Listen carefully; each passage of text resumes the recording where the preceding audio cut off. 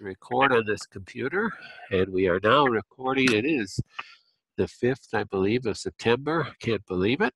The time is flying by, and then we're going to mute everybody, and so that everybody can hear. Okay, some questions that we had come in this last week.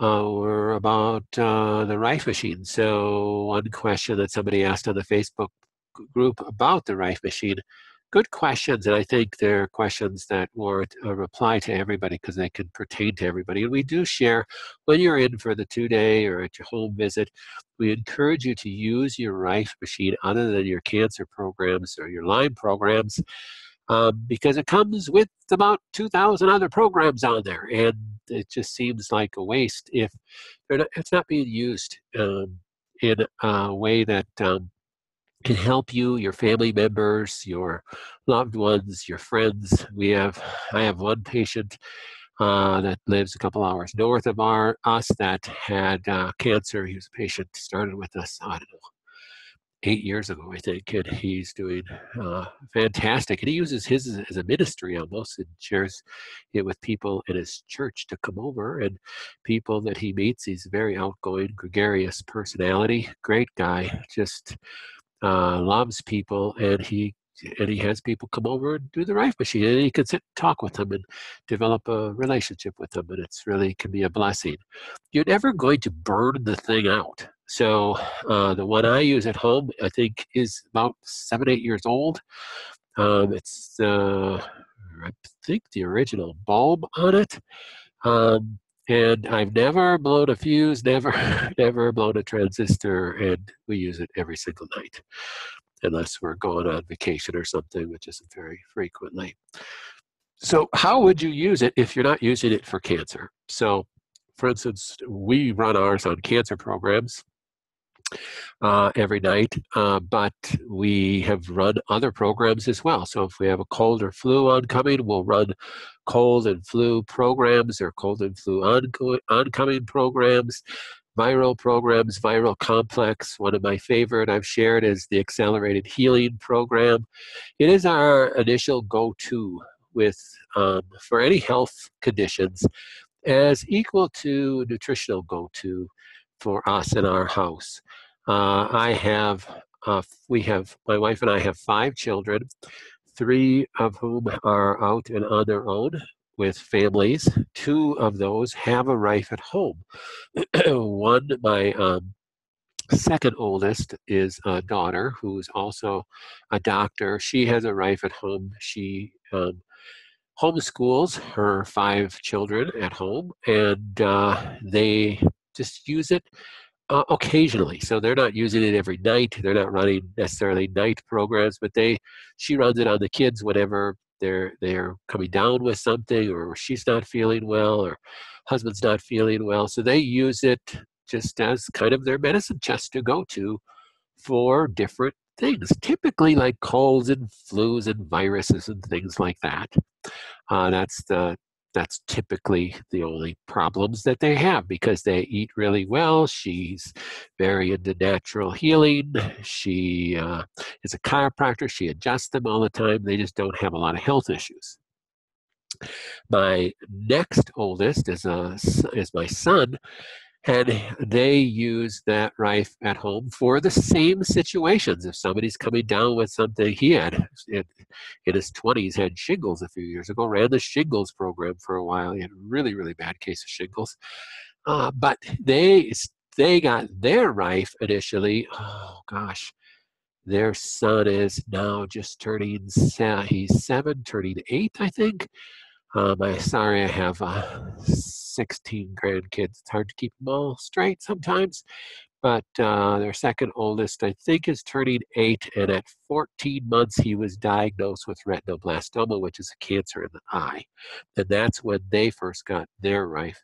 And their little guy uses that every night on a program that I've created for them. But they'll steal it out of his room on occasion and use it whenever they have other issues with themselves or any of the kids. So how do you use it? Should my kids get, let's say if you have cancer and you're using your Rife, but you have other children outside of your home, would it be a good addition, a good gift maybe, a good something to encourage them to invest in, to use at home? I would say absolutely.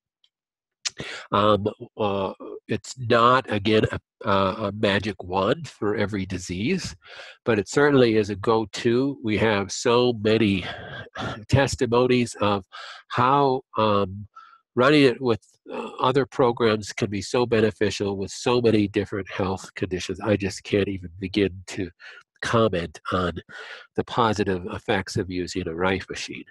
The hardiness of it, as far as its durability, is really second to none. If any of you have been in my office in the last, when did I get it? About 4 months ago, I purchased a different radio frequency Rife machine from a different company just to test it, because I'm a self-proclaimed nerd and I like to test and try different pieces of equipment all the time. So I'm never satisfied. I'm constantly trying to look at what's out there on the market. Is there something better for my patients out there? And though I like this one that I have in my office, it is so finicky and it's just a pain. There's no way I would ever sell that to anybody. I, do I need it in my office? No. I should probably sell it and get rid of it, but I couldn't bring myself to sell it because the True Rife is a better value. It's actually less expensive, and it's just 10 times the machine. So that one would be my fifth different Rife device that I've owned. So I understand when I started treating cancer patients 20 years ago, we did not use the True Rife. I don't think it existed then. We used a beam ray and a light beam generator, and that's how we operated until True Rife came to be. And I think it was 8, 9, 10 years ago we started using the True Rife, and boy, it's just been a game changer for us. It's just 10 times the piece of equipment of any of its competitors. So there's just really nothing like it on the market for cost, for durability, for programmability, for ease of patient use, and for power and benefit, and the amount of programs that are available. It's just there's just not anything that's even in the same category. And no, I don't own any part of True Rife's company, nor do I make any money off machines that Mike sells. So Mike is the owner of True Rife. He's a great guy. That's another reason why I like the company, because you have to have good service whenever you buy something. To me, that's important. If you purchase something and then if there is service that's needed and it's poor, it's very discouraging. Mike of course, I'm probably his biggest purchaser of his machines, but he's so good to me, but he's so good to any of our patients. If you say that you bought the machine from us, he typically turnaround time is same day turnaround. And where else are you going to get that? And like I've told you, the most costly repair we've ever had on a machine was $150. And I had a patient, this was years ago, called and said the machine's not working. We walked him through a bunch of different possible fixes. Nope, nothing. I said, well, send it back to us. He was about 4 or 5 hours away, mailed it back to us, and the entire top of the machine was melted down. I kid you not. It looked like he put the thing in the oven or something, because this whole plastic casing of it was melted down about an inch. And I thought, oh my gosh, he didn't even mention that to us. That's kind of funny. So we sent it back to Mike, and he called me laughing. He said he's only seen this once before. The motherboard inside the machine heated up, and he said the only time he's ever seen that before is if somebody ran it on bath for over a week, ran their programs instead of it being on bulb, or did not have the bulb plugged in. So the bulb wasn't plugged in, And these two outlets here, the electricity, it's high frequencies coming out of here. The electricity arced and just heated up the motherboard, and it melted the plastic on the machine all the way down. And that was a $150 fix. He had to put a whole new case and clean it up and stuff. So um, maybe somebody else has had a more expensive fix on a machine if you really damaged it, or drop kicked it across the living room for some reason, but not to my knowledge. Nobody's ever told me that. We used to have repairs on the bulb and the cords. These cords right here, the solder used to come loose, but that was years ago, and he used a lighter cord. Um, and we have not had that problem for a couple of years. Sometimes you'll get these bulbs burning out. Actually, that's a blessing when that happens.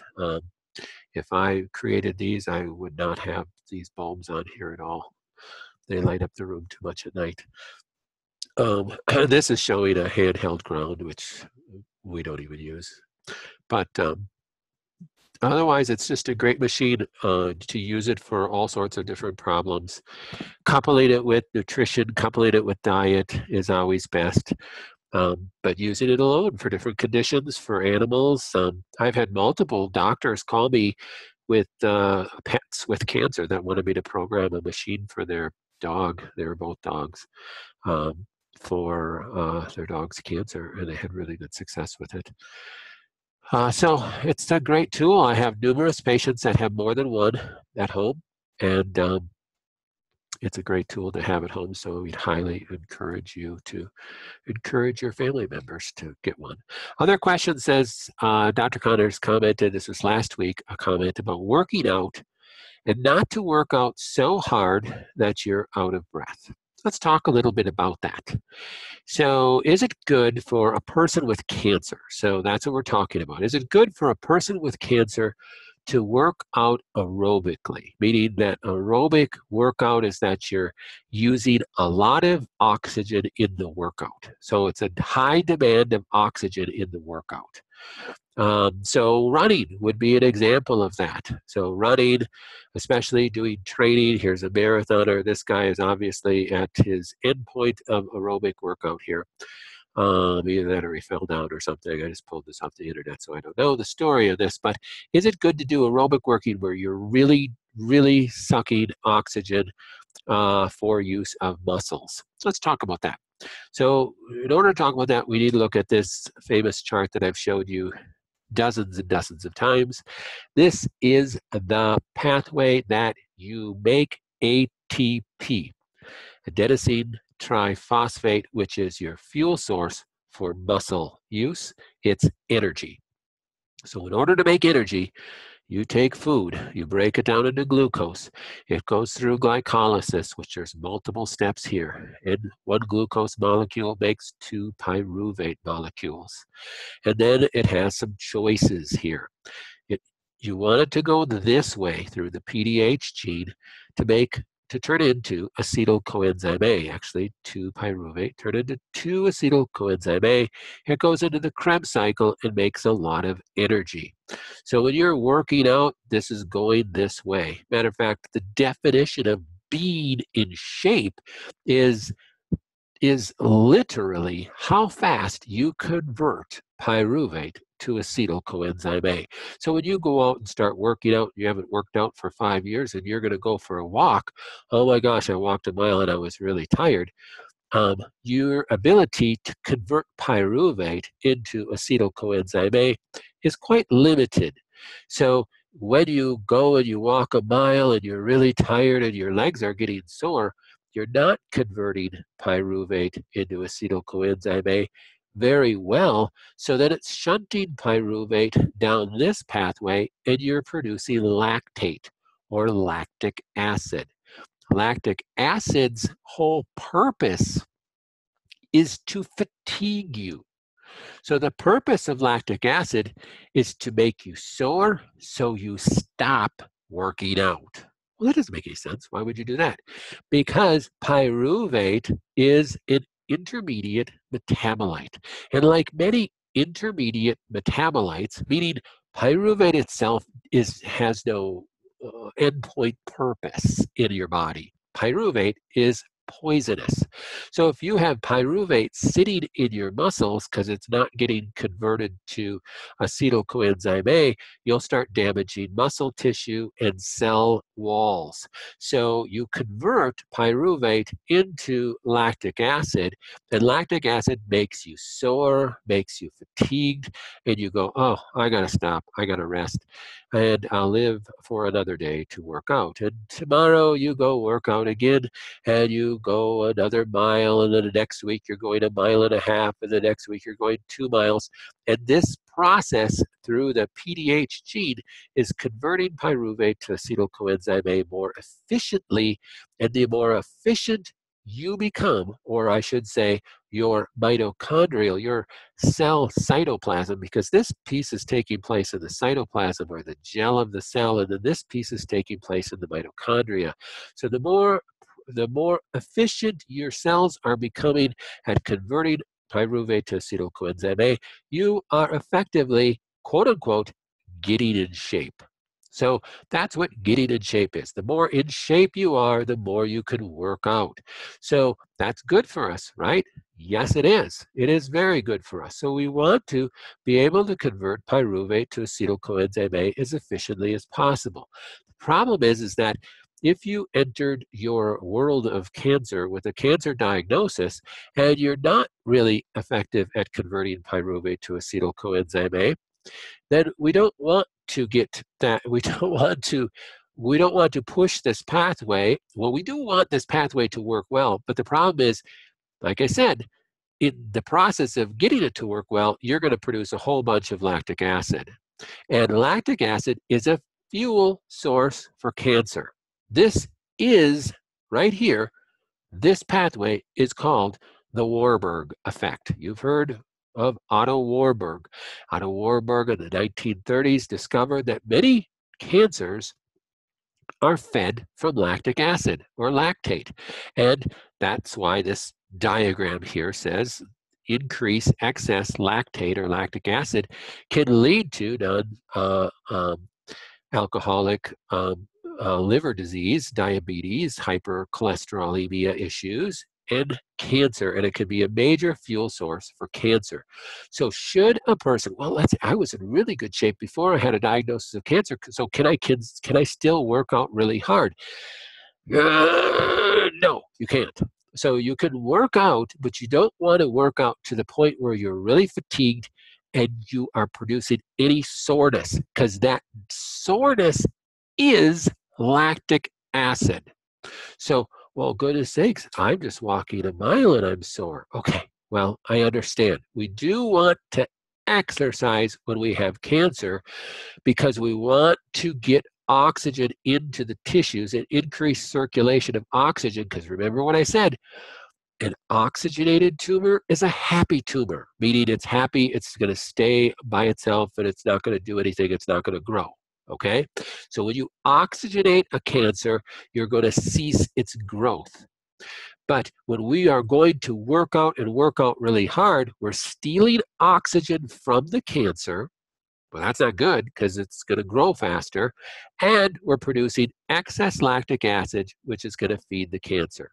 So my recommendation for cancer patients, can cancer patients still work out? Let's put people in 2 categories. What if I'm in really good shape? I'm in really good shape and I'm really used to working out. Well, just chill it out just a little bit so you stay below the making yourself sore and depleting oxygen. So work out in a way that gives you joy and it's not like fatiguing you out, so that you're like heavy breathing. Oh my gosh, that was a really good workout. If you're used to working out and you are used to getting a joy out of producing endorphins and enkephalins at a point where you are very fatigued and you're in a deep breathing and you're sucking oxygen. And you've kind of been trained that that's really joyful because you really got a good workout on this and this is really beneficial, but you also have produced a lot of lactic acid and you've stolen oxygen from your cancer site. So we don't want to do that. So just chill out a little bit, back off a little bit on that exercise routine, enjoy your exercise routine, maybe do some biking where you coast a little bit more, you enjoy the scenery, and you're going fast, and you're opening up your mouth, you're getting a lot of oxygen in, and you're just slowing down a little bit, and you're listening to your body, and you're not pushing it. Category 2 is people that never really been working out. I guess I haven't been, that exercise hasn't been a real priority in my life. Should I start exercising? Oh, those people should only exercise nice and chill, going out for a walk, enjoying your time, smell the roses, do something you like, go shoot some baskets, play a little tennis, but not to the point where you're going to get really sore. Just do it up to enjoyment. It's very hard to be super specific with that without talking to each one of you individually. Question came in and says, are you saying lactic acid feeds cancer but did not cause cancer? Yes, I am saying that. Lactic acid does not cause cancer, but does every human being have some cancer cells in their body? Yes. Does that mean that nobody should work out hard because they have cancer cells in their body? I'm not saying that. So if you don't have a diagnosis of cancer, you have no hint of having cancer, there's no chance that you have a lot of cancer growing in your body, there's nothing wrong with working out hard and training for the next Boston Marathon. So does being sedentary create excess lactic acid? A really good question. The answer is no. However, the more sedentary an individual is, the less this gene is working, and the less this gene has actually had to, quote unquote, work out, then that conversion from pyruvate to acetyl coenzyme is even slower, and this is taking place in this individual. So if a person is a couch potato, never works out, is allergic to exercise, um, are they producing lactic acid? Because they have to get up and walk and they have to go do things. Yeah, that's not good either. So that's that teeter-totter balance that we're talking about. We want to exercise. We want to get oxygen to our tissues and circulate blood around our body, but we don't want to, like, okay, now I'm going to get in shape and be stupid and work out too hard. And this is most commonly a problem of people that were athletes in school. People like me who used to run and used to be pretty good and pretty fast. Honestly, to me, for me to go running later in years now, it's downright depressing. Okay, when you used to run a 10K or a 5K at 16 minutes and 30 seconds, and now I'd be lucky if I'd make 32 minutes, that's just downright depressing if you knew what a good time was. So so then people like me tend to push it and think that I'm still a high school student and end up producing a whole enormous amount of lactic acid, and that's not good.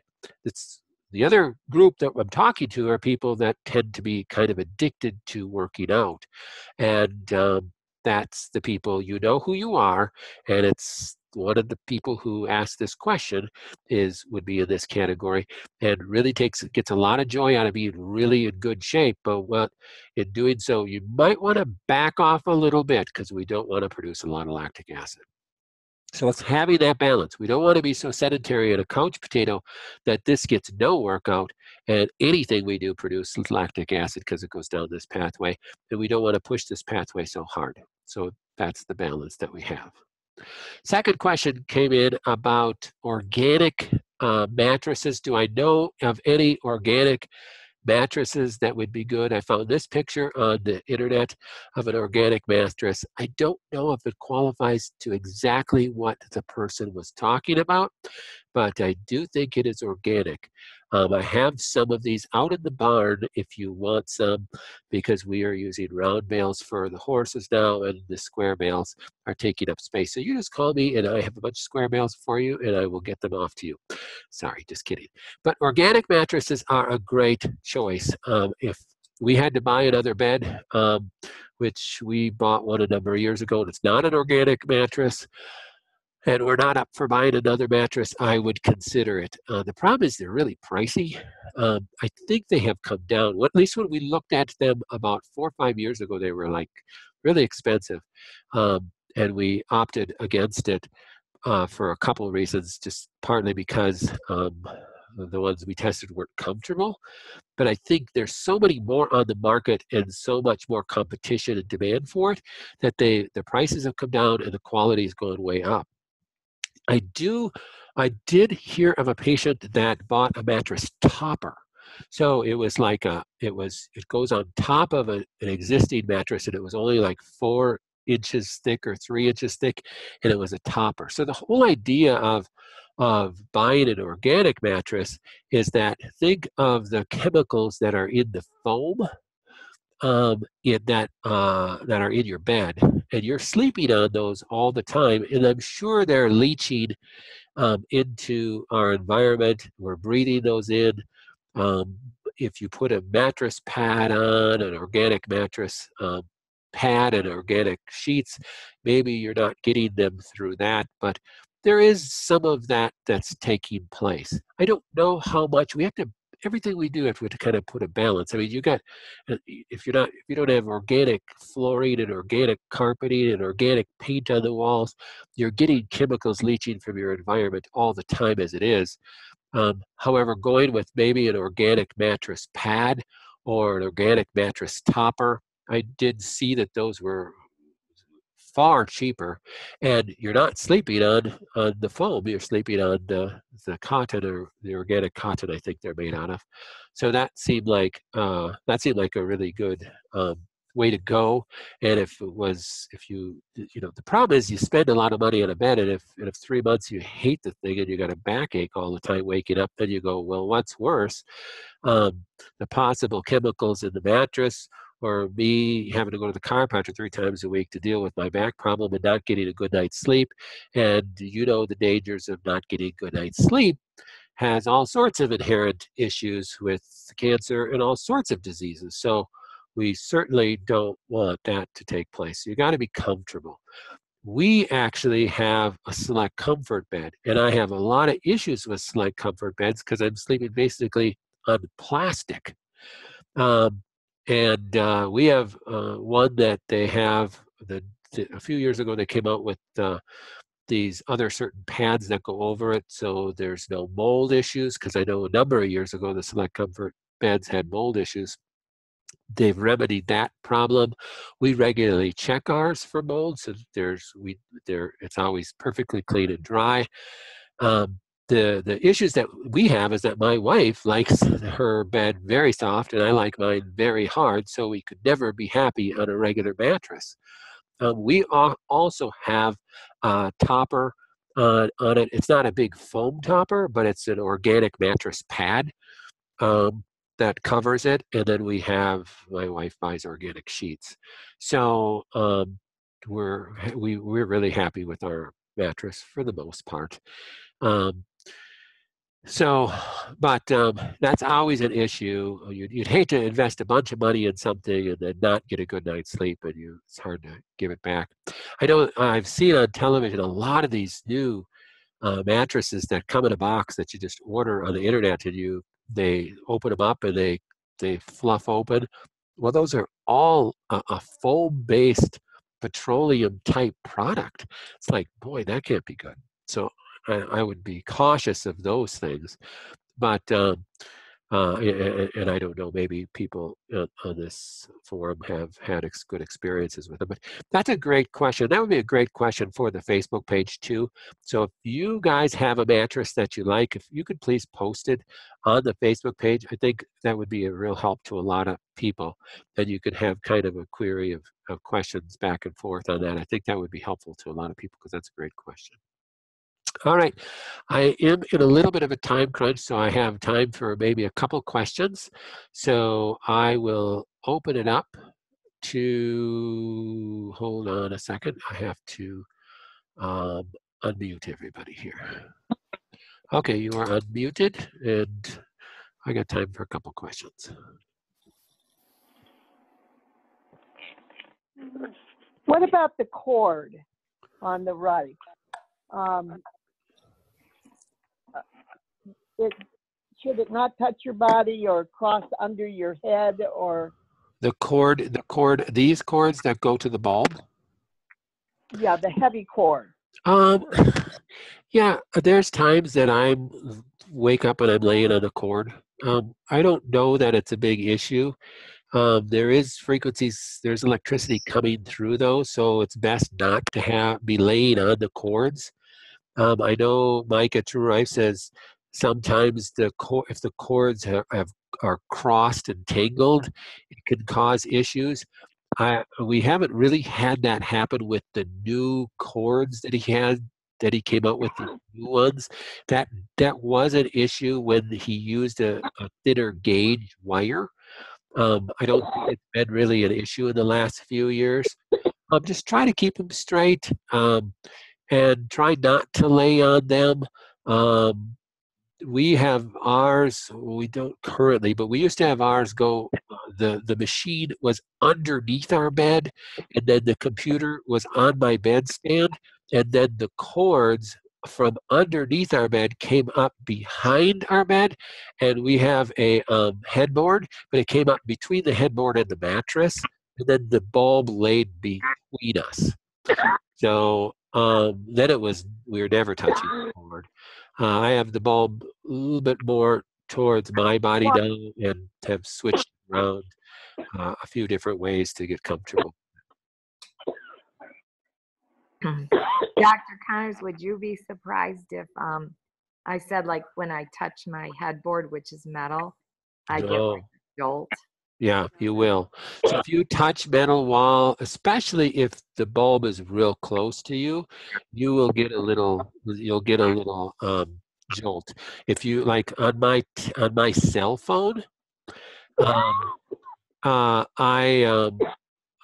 have a couple metal pieces to it. If I touch those metal pieces, I can feel the frequencies going through them. But it's typically only at certain frequencies. It's not at all frequencies, but absolutely, if you have a metal headboard and you touch it, you will feel a shock. Absolutely. Yeah, I do.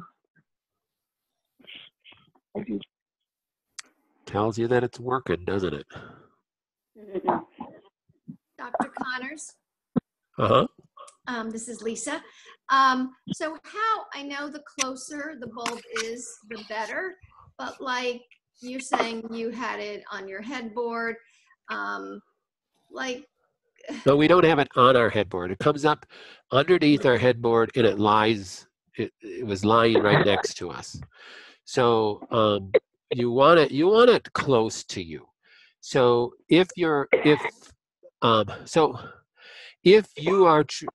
are in a state where your cancer is in a good state of remission and your husband is wanting to get some therapy too, if it was 12 inches away from you and 12 inches away from your husband, that's fine. 18 inches, 2 feet away from each of you, you're both getting adequate treatment. If you're in the middle of a more serious state of your cancer, you want to be snuggling with that thing. Okay. Dr. Connors, this is Donna from Arkansas. Uh-huh. Last week I spoke to you about some blood work that I had done, and I sent that to your office. I just wondered if you had received it. I will have to look again. If you would do me a favor and call the clinic, you could actually, I think everybody will be here for another hour. Call and set up a time that we can talk. So I'll be reminded to grab that out of the email again or search for that, and we'll talk about that. Okay, alrighty. I have a praise. Yeah, let's hear it. My multiple myeloma went from 2.9 to 2.5, Wow. and that was good. All my CBC is going in the correct direction. I'm still a little bit concerned about the calcium level being out. Other Okay, than that, that's right. I didn't remember seeing it, the calcium level. Let's talk about that. Okay. yes, okay. But I just want to praise the Lord for that and give him the Amen. glory. Amen. He's good.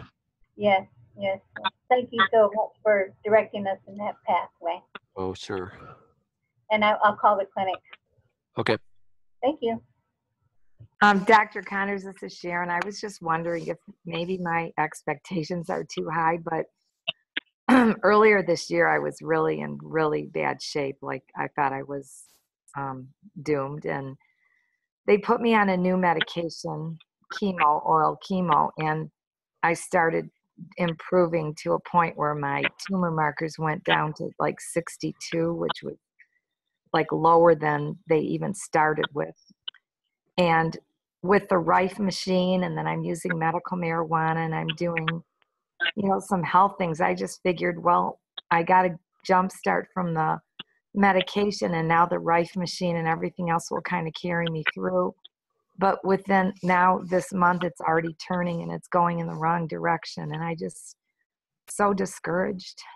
Okay, well, we need to talk because if things go in the wrong direction, that's typically the cancer is like, all right, we're gonna change how we're being fed. So we might need to do a 180 on your diet. We need to tweak your nutrition. So I don't know exactly. I don't remember what you're on, but let's pretend you're on medicinal mushrooms for the nutritional chemotherapy, you could say. It could now become immune to that. So we could do distance kinesiology and test to see what's going to be the best approach. So call again, make sure you call right when you hang up here, and set up a time where we can talk and get that going. So don't get discouraged. It's just this is the way cancer is. It's just always trying to stay alive.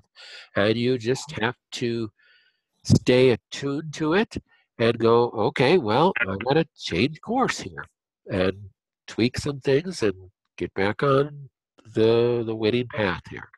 Well, I have to admit that I'm not doing, perfect with all the nutrition because I'm so nauseated, and it's hard to sometimes stomach some of the things that I'm supposed to be eating. It's just really hard. Well, that's okay. And remember what it says.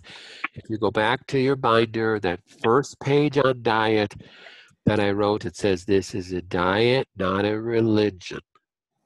So don't beat yourself up, and don't be looking to cast blame on yourself or anybody or anything. It just is what it is. We live in a fallen world, and we just gotta, these are just little motivating factors to go, okay, what do I need to do to get back on the boat here to see what I need to do? Don't do that to yourself, and don't let the enemy put those thoughts in your head. Just go, okay, what do I need to do to get on the winning side here?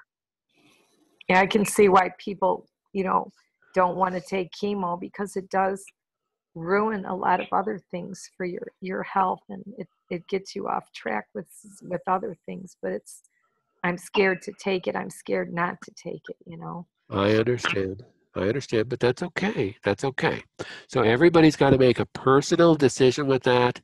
And we are a grace-based clinic, and we know that that is a personal decision. This is not a alternative clinic that you're a bad person if you choose chemo. I might choose chemo. I might not choose chemo.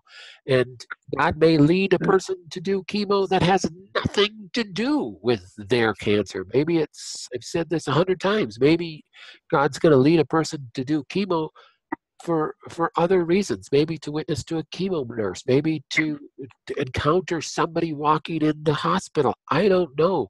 You just got to do what you feel like you're supposed to do, and don't listen to anybody give you any grief about that. So your purpose in life is just to be obedient and trust that God has the answer to this, regardless of which way it goes. So my goal for you is just to tweak things if we need to tweak things. So that's the next step. Okay, thanks. Dr. Connors, Yes.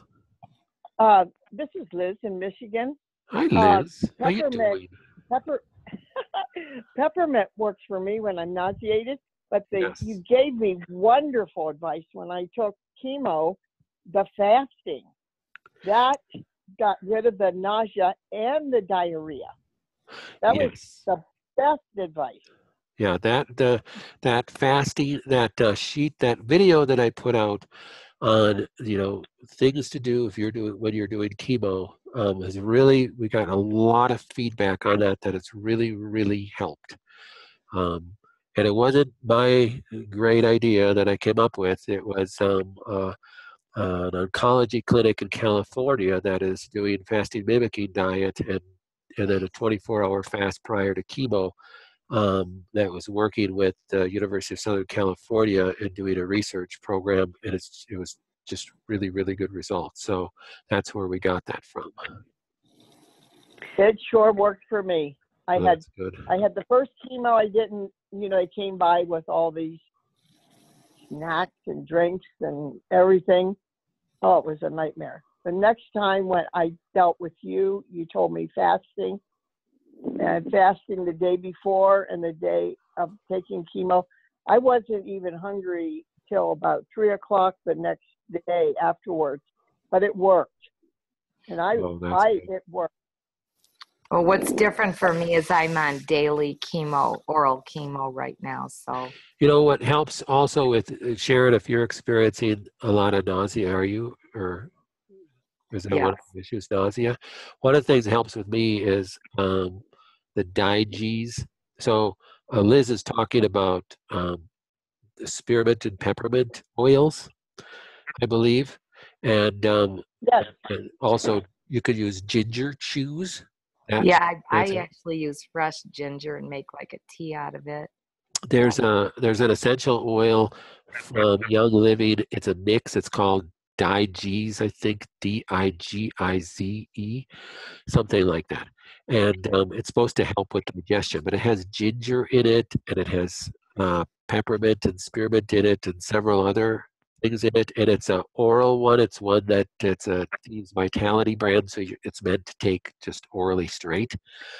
And I use that. Boy, that really is good. So that's a great product too. My daughter gave me a gel capsule that was peppermint that worked. Huh? Where'd she get that? She's a nurse. Let me look and see if I can find the name of the bottle and find it here.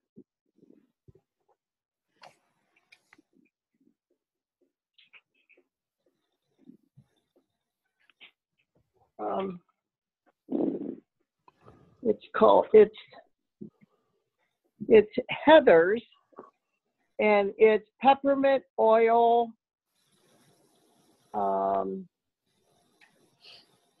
capsules with ginger and fentanyl. Okay, and you just swallow that. Right, Okay. and actually it says irritable bowel syndrome, but I just took a capsule when I was nauseated once, and it worked. We'll have to look on Amazon or something to see if they sell them there. Heather's. Good, thank you. Humming Hammers. Okay. Yeah. Dr. Connors, this is Deb from Ohio. I just got done with the fasting mimicking diet. And I have a lot of gas. And also the tumor on my, well, actually it's a lymph node that's kind of tumorous. But anyway, it has kind of shrunk, but then around it, it's gotten softer. Is that a good sign or not? Yeah, that's a very good sign. So you always want a tumor to get softer. So So being edematous around it is okay. Yep. So make sure you're drinking enough water. And as far as your gas goes, that has to do with lack of digestive enzymes. So just make sure, I know you have digestive enzymes, make sure you're taking that with your food so that you don't have carbohydrates just sitting in your gut fermenting. Okay, one more thing. Oh, shoot. Oh, gout. While I was on the fasting mimicking diet, my thumb started hurting me like it was gouty. Is that something to be concerned about? It could be, most likely it's probably heavy metals in your joints that are coming out. Oh, so the sauna? Yeah, yep. Yes. Okay. One more thing about the mattress covers. I got Janice's.com has barrier cloths that you put over your mattresses so they don't outgas on you. What is it called? It's called a barrier, Barrier. A barrier cloth? Huh. Cloth. Yeah, and you can put it over your mattresses. I made a sack out of mine and put a zipper on it, and it's 100% cotton. Doesn't leach out anything. Wow, that's interesting. That's cool. Okay. So you can keep your bed. Yeah, that's great. Okay. Thank you. Yes.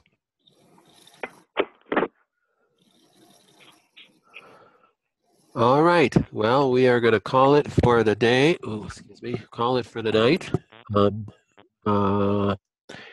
Maybe Deb and other people that had ideas on that mattress that were good, you might want to post them on Facebook too for others who won't get through this.